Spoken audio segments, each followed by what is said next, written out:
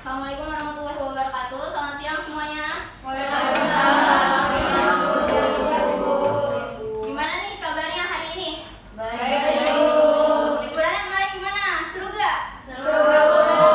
Jalan-jalan gak? Jalan. Berarti harusnya sekarang masuk sekolah masih dalam suasana yang happy, dalam suasana yang senang ya? Atau ada yang sedih di sini? Ada. Kenapa tuh sedih karena masuk sekolah lagi? Udah kelas 11 pokoknya harus semangat belajar ya. Oke, di sini ketua kelasnya siapa? Saya Bu. Boleh tolong siapin dulu ya teman-teman. Sebelum kita memulai pembelajaran pada hari ini, yang tentunya kita membahas terlebih dahulu tentang untuk agama masing-masing. Silakan.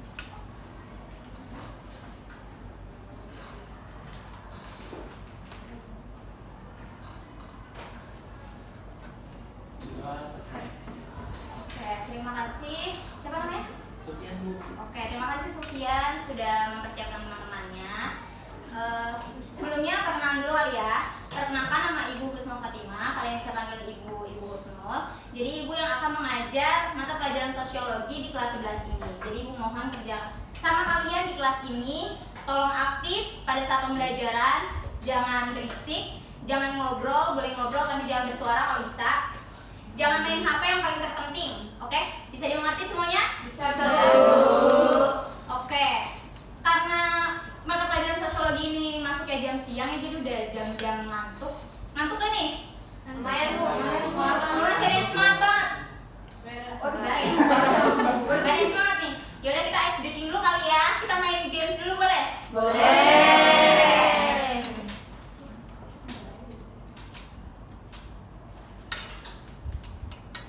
Oke, jadi di sini Ibu punya games cari kata. Kan kita sosiologi, jadi katanya Ibu masukin 4 kata berhubungan dengan sosiologi. Ibu minta 2 orang untuk maju ke depan.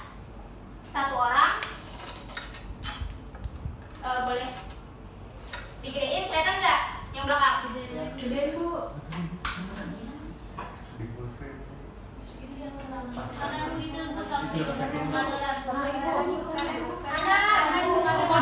Kiri Bu. Kelihatan? Oke. Udah. Banyak kelihatan ya? Ya. Nah, Ibu minta 2 orang untuk maju ke depan. Kalian 1 orangnya lingkarin 2 kata karena di sini ada 4 kata. Siapa yang mau maju? Boleh maju. Sok. Gak apa-apa berdua. 1 orang 2 kata.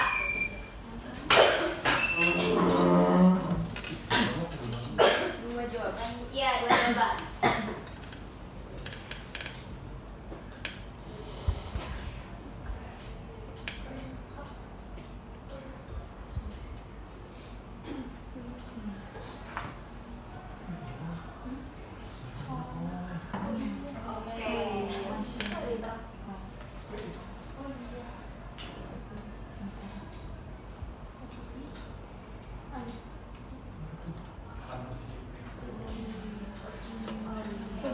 Makasih udah.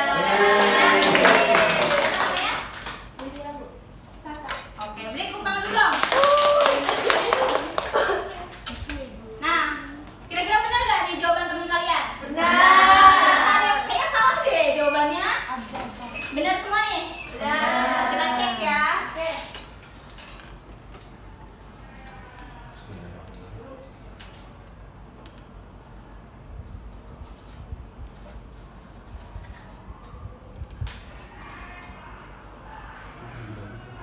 Nah, kurang ini ya? Tidak apa-apa lah.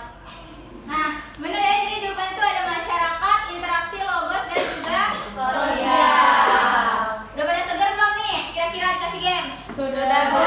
Boleh kita masuk ke pembelajaran? Boleh. Terima kasih.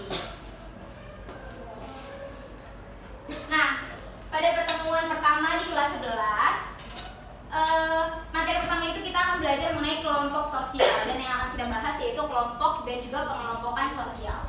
Sebelumnya Ibu mau tanya nih, kalian udah pernah dengar belum sih kata kelompok sosial? Udah ada yang pernah dengar belum? Pernah? Sedikit doang nih yang pernah dengar? Pernah ya? Pernah dengar semua ya? Nah, waktu kelas 10 kalian kan belajar objek kajian sosiologi. Apa sih yang jadi objek dalam kajian sosiologi? Masyarakat, bener banget. Jadi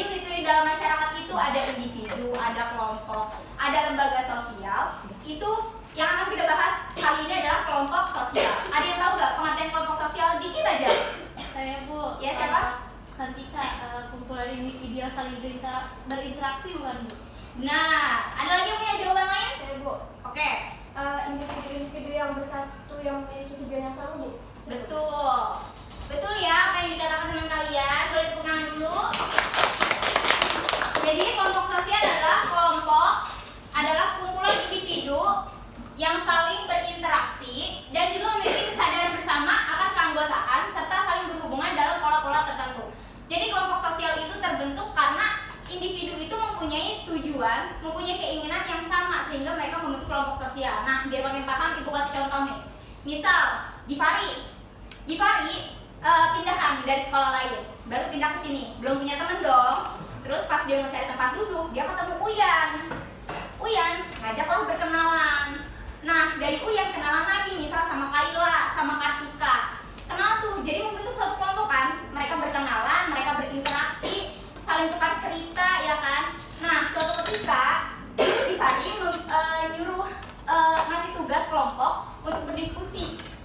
Nah, mereka kelompoknya itu bareng Uyan lagi, Kartika lagi, Kaila lagi. Tapi Gifari ini main HP mulu. Jadi dia nggak bantu diskusi. Ditegurlah sama Uyan. Gifari jangan main HP mulu dong, bantuin dong diskusi. Masa main HP mulu? Tapi si Gifari ini nggak dengar teguran Uyan. Jadi kayak merasa nggak bersalah gitu. Kayak besokannya, si Gifari yang tadinya duduk sama Uyan ini malah pindah tempat duduk, cari circle lain, cari kelompok baru. Jadi Uyan ditinggalkan sama teman-temannya. Gitu. Jadi dia cari kelompok baru nih. Nah, di kelompok baru si Gifari ini enjoy ngejalaninnya karena dia merasa kita dalam kelompok baru punya kesamaan yang sama. Jadi makanya dalam kelompok sosial itu harus ada kepentingan yang sama, harus ada keinginan yang sama. Nah, dari situ tuh kita bisa lihat, bisa identifikasi konsep kelompok sosial itu ada interaksi sosial. Lalu ada apa lagi? Terbentuknya kelompok baru. Benar, terbentuknya kelompok baru. Terus yang tadi Gifari pindah kelompok, itu kan karena dia tidak menaati norma dan aturan yang sudah disepakati bersama. Dia tidak mau berdiskusi, ya kan? Jadinya adanya konflik, perbedaan pendapat. Akhirnya terjadilah dinamika dalam kelompok sosial tersebut. Oke, bisa dipahami? Lanjut ya. Selanjutnya ada dasar pembentukan kelompok sosial. Nah, kelompok sosial ini sebenarnya terbentuknya secara tersendiri atau gimana sih Bu? Atau ada yang bentuk atau emang hukum alam yang udah ada di dunia kelompok sosial itu? Jadi kita sebagai manusia, sebagai makhluk sosial itu pasti membutuhkan namanya orang lain, nggak bisa hidup sendiri. Nah, manusia juga gitu, selalu membutuhkan yang namanya kelompok sosial. Makanya di sini kan dijelaskan kelompok sosial dapat terbentuk ketika individu-individu saling berinteraksi, mengenal, menemukan kesamaan dan menyadari kesamaan tujuan yang hendak dicapai. Jadi, balik lagi, kelompok sosial terbentuk karena adanya kesamaan, karena adanya kepentingan yang ingin dicapai secara bersama. Lanjut ya. Oke, ada yang mau nanya dulu? Udah ngerti semuanya? Paham Bu? Paham. Boleh lanjut? Boleh. Nah, jadi kelompok sosial ini tuh tidak terbentuk secara cuma-cuma. Ada tahapan-tahapan perkembangan dalam kelompok sosial. Menurut Bruce W. Tuchman, yang merupakan salah satu tokoh, dia tuh mengemukakan ada 5 tahapan perkembangan kelompok sosial, yaitu forming, storming, norming, performing, dan juga adjourning. Tahapan pertama, forming, tahap pembentukan. Tahap pembentukan di mana individu saling mengenal satu sama lain, saling bercerita, saling berinteraksi, ada interaksi sosial. Di sini juga setiap individu itu memberikan citra positif gitu. Jadi biar dia diterima baik oleh anggota kelompok sosialnya. Tapi dalam perjalanan pembentukan ini tidak semuanya mulus, pasti ada yang namanya perbedaan pendapat, ada yang namanya timbulnya konflik. Itu yang dinamakan storming. Storming itu timbulnya konflik. Jadi kalau konflik ini tidak diatasi, maka akan terjadi adjourning. Adjourning itu apa? Pembubaran, pemecahan. Kelompok sosial itu jadi terpecah belah. Makanya kenapa di sini kulit-kulit yang ini tuh individu saling berkeluaran ya. Jadi gitu. Nah, terus kalau misal dalam konflik ini dia terdapat norma, aturan yang disepakati secara bersama di awal, itu bisa membentuk kelompok sosial yang baik. Selanjutnya ada performing. Ini setiap individu menampilkan performa yang baik, kinerja yang baik dalam kelompok sosial tersebut. Tapi kenapa adjourning ada di tengah-tengah? Kenapa sih nggak di akhir? Karena dalam setiap storming, norming, dan juga performing itu bisa terjadi adjourning. Bisa terjadi pembubaran. Kalau misalnya ada konflik bisa terjadi pembubaran gitu. Dapat dipahami? Lanjut? Lanjut. Oke. Sebelum masuk ke pengelompokan sosial, ada yang mau bertanya? Ada yang mau bertanya atau sudah paham semua? Paham, Bu. Saya Bu. Boleh. Siapa namanya? Namanya Iis. Jadi saya mau tanya Bu, bedanya kelompok sosial sama pengelompokan sosial atau apa sih Bu? Bukannya sama? Oke. Jadi kelompok sosial dan pengelompokan sosial itu beda ya. Beda. Karena baik banget yang nanya ya. Pengelompokan sosial sama kelompok sosial itu sama gak sih Bu? Nah ini ada contoh hasil sensus penduduk 2020. Di sini hasil sensus ini dikelompokkan berdasarkan usia dan juga tahun lahir. Ini ada 6. Nggak kelihatan ya? Ada buram ya? Ada pre-boomer, baby boomer, Gen X, milenial, Gen Z, dan juga post Gen Z. Pre-boomer ini yang lahir tahun sebelum 1945. Jadi uyut kalian tuh. Nah, baby boomer ini kakek ya, kakek kalian. Gen X ibu bapak kalian.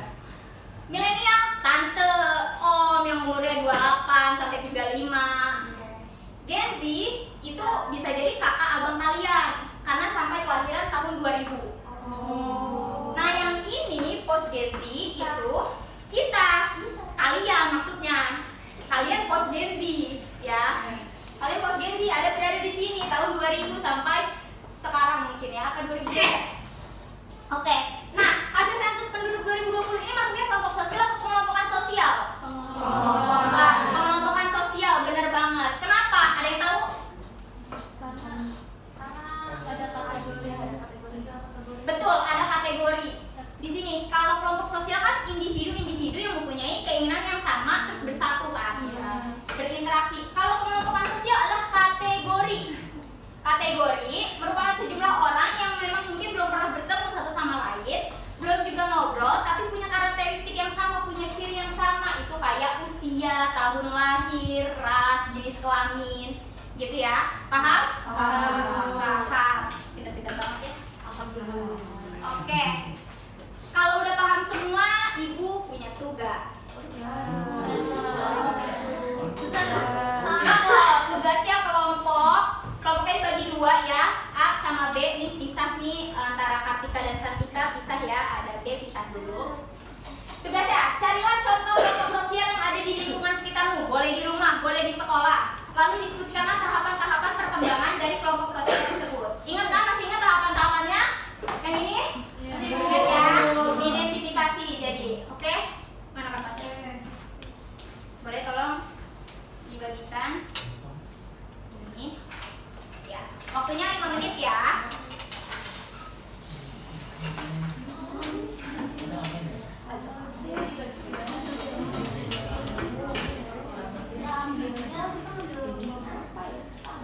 Masih bingung? Semua ya.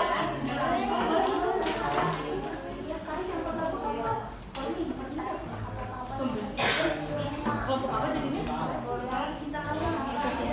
Oh masalah. Sama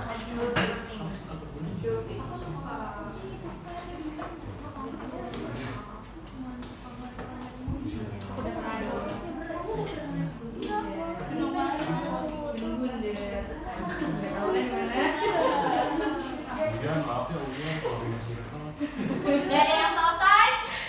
belum. Belum? Lagi Bu. Lagi ya, Bu. Oke, Ibu tunggu.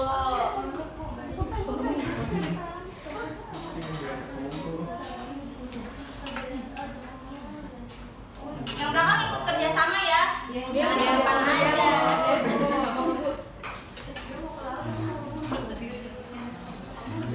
Stormingnya apa? Udah? kelompoknya yuk. Ayo, siapa dari kelompok A siapa? Oke, boleh Satika maju. Dari kelompok B? Pramu. Boleh Pramu maju. Siapa duluan nih yang mau jelasin? Yang A duluan. Aduan. Boleh aduan. Intinya aja ya jelasinnya. Kok kita mencar gini sih? Iya kan itu sama. Kelompok sosial. Oh iya. Jadi hasil dari diskusi tadi kita pilih kelompok sosial itu kelompok kita di sekolah kayak ekskul gitu. Nah ini tuh organisasi ekstrakurikuler sekolah yang beranggotakan siswa-siswa yang tertarik pada kegiatan alam seperti hiking, camping, dan pelestarian lingkungan. Terus tahapan perkembangannya itu yang pertama forming. Forming itu kayak contohnya anggota baru gabung dengan kelompok pecinta alam ini saat rajin baru. Nah, mereka ini bakal memperkenalkan diri masing-masing dan ikuti pertemuan awal yang dipimpin sama ketua kelompok itu gitu loh Bu. Terus yang selanjutnya itu ada tujuan kelompok. Mereka ini sama-sama punya tujuan, yaitu ada rencana kegiatan kayak program-program tahunan gitu. Nah, terus yang kedua itu storming. Stormingnya itu kayak konflik perbedaan pendapat tentang jadwal kegiatan. Kayak yang satu misalkan tadi mau ke gunung, yang satu mau ke pantai gitu, itu mungkin bisa jadi stormingnya. Terus yang ketiga normingnya, karena tadi konflik itu terus mereka mulai menyepakati norma dan aturan seperti cara pengambilan keputusan, misalnya pakai cara voting atau dijadwalin dengan yang benar gitu, jadi biar gak ada bentrok. Nah yang keempat ini performingnya, kelompok pecinta alam mulai berfungsi secara efektif mengadakan kegiatan yang tadi sempat bentrok, tapi karena udah di norming jadi kegiatannya itu berjalan dengan lancar, seperti hiking bulanan, program pelestarian lingkungan sekolah, camping tahunan. Nah, anggotanya juga bekerja sama dengan baik, menunjukkan peningkatan kepercayaan dan kolaborasi. Terus yang journey-nya itu menjelang akhir tahun ajaran, kelompok pecinta alam ini bakal evaluasi kegiatan yang telah dilaksanakan, terus ngebuat rencana untuk regenerasi kepengurusan. Terus anggota senior yang itu akan lulus, terus mempersiapkan anggota juniornya untuk mengambil alih kepemimpinan di tahun berikutnya. Oke, bagus banget jawabannya ya. Tepuk tangan dulu dong. Boleh duduk, Nadia, boleh. Dari kelompok B ada Prama. Oke. Di sini saya Prama mewakili kelompok saya, kelompok B. Contoh yang kelompok kami pakai untuk mengenal tahap-tahap perkembangan kelompok sosial itu ada komunitas kebersihan warga RT 5, di mana komunitas kebersihan warga RT 5 ini untuk membersihkan lingkungan yang dibentuk di suatu RT yang pastinya untuk menjaga kebersihan dan keindahan lingkungan tempat tinggal. Nah, untuk tahapan-tahapannya itu yang pertama ada forming, itu pembentukan, di mana kelompok dibentuk saat rapat RT dengan tujuan utama menjaga kebersihan lingkungan sekitar. Nah, warga yang berminat itu akan bergabung dan menghadiri pertemuan awal. Terus tujuan dan misi kelompok ini dijelaskan oleh ketua RT 5 serta direncanakan program kegiatan seperti gotong royong mingguan dan kampanye kebersihan. Lalu ada storming, ini konflik, di mana ini bisa juga dia beralih ke konflik kalau misalkan beberapa warganya itu punya jadwal yang bentrok Bu. Misalkan kayak ayah saya kan kalau satu harus jagain adik saya. Nah sementara si ketua masjidnya atau ketua RT-nya ini dia pensiunan, jadi punya waktu lebih banyak gitu. Nah berantem lah, nggak berantem, maksudnya dia konflik lah gitu, kayak Pak jangan hari Sabtu misalkan gitu kan, bisa hari Minggu. Jadi semuanya itu yang kerja juga pada libur. Nah lalu ada norming, misalkan kayak kelompok itu mulai menetapkan aturan jelas mengenai jadwal dan tanggung jawab, termasuk sistem rotasi tugas dan pengaturan jadwal yang lebih fleksibel. Terus juga ada performing, di mana komunitas kebersihan warga RT 5 ini berfungsi secara efektif mengadakan kegiatan rutin seperti gotong royong mingguan. Terus ada juga inovasi kayak lomba kebersihan antar RT. Terus penyuluhan tentang pengelolaan sampah juga. Nah yang terakhir itu ada adjourning, di mana setelah beberapa bulan kelompok melakukan evaluasi kegiatan dan merencanakan program lanjutan untuk meningkatkan efektivitas dari program tersebut. Oke, bagus banget. Boleh tepuk tangan dulu dong. Nah, bagus banget ya buat kalian jawabannya, kelompoknya. Oke, jadi mungkin tolong disimak lagi materinya. Jangan lupa diingat-ingat lagi karena waktunya sudah habis. Jadi Ibu selesaikan pelajarannya sampai Sini, ingatlah bahwa belajar adalah proses yang berkelanjutan.